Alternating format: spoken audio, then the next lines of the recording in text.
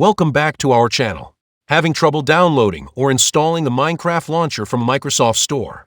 Here's how to fix it step by step. First, open the Start menu and search for Microsoft Store. Right-click it and select App Settings. Now scroll down and click on Terminate, then Repair, and finally Reset. Next, go back to the search bar and type Settings.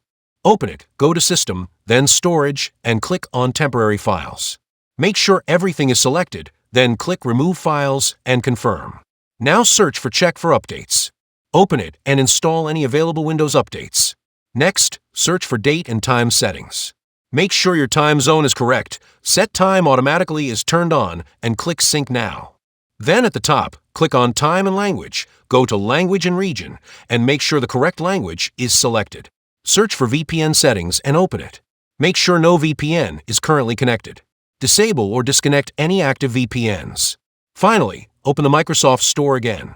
Click on your profile icon at the top right, sign out, then sign back in. Now, try downloading the Minecraft launcher again. If it still doesn't work, restart your computer. The steps you completed earlier should now fix the problem. If this helped, don't forget to like the video and subscribe to our channel for more quick fixes.